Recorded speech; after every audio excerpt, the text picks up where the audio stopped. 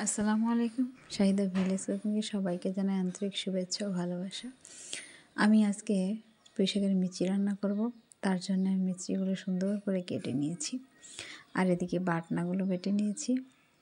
প্রথমে কড়াই দিয়ে দিব তেল। তেল গরম হয়ে আসলে পেঁয়াজ কুচি দিয়ে দেব। পেঁয়াজটা গরম হয়ে আসলে আমি যে বেটে রেখেছি পেঁয়াজ, রসুন আর দিয়েছি সরিষা, কাঁচা জিরা একসঙ্গে বেটে রেখেছিলাম। এখন দিয়ে দেবো রঙের জন্য শুকনো মরিচের গুঁড়া, হলুদ গুঁড়ো, লবণ, সব একসঙ্গে নেড়ে চেড়ে আমি একটু দিয়ে দেবো বাটিটা ধুয়ে পানি, যাতে মশলাটা পুড়ে না যায়।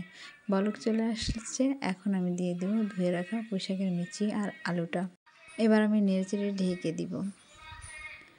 কিছুক্ষণ পর ঢাকনাটা উঠে আমি এবার সুন্দর মতো কষিয়ে নিই। এবার আমি ভালো মতো কষিয়ে নেব। কষাতে কষাতে আমি এখানে দিয়ে দেব কিছু টমেটো কুচি।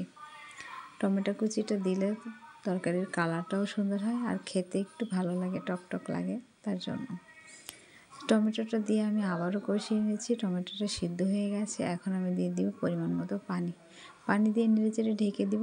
বলক চলে আসছে, এখন আমি দিয়ে দিব ভেজে রাখা মাছটা। আমি মাছটা আগে থেকে ভেজে রেখেছিলাম। ভাজা মাছটা দিয়ে আমি দিয়ে দেব জিরা গুঁড়া দিয়ে আমি ঢেকে দিব।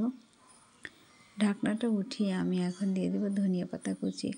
পুঁইশাকের মিচি রান্নাটা কেমন হয়েছে আপনারা কমেন্টে অবশ্যই বলবেন। আর ভিডিওটা ভালো লাগলে লাইক, কমেন্ট, শেয়ার করবেন। আর অলরেডি যারা করেছেন তাদেরকে অসংখ্য ধন্যবাদ। আর যারা এখনও করেননি তারা দয়া করে লাইক, কমেন্ট ও সাবস্ক্রাইব করে দিবেন। আপনার এই বোনটার পাশে থাকবেন, সাপোর্ট করবেন, এই আশায় আপনাদের কাছে ভালোবাসা দিবেন। আল্লাহ হাফেজ।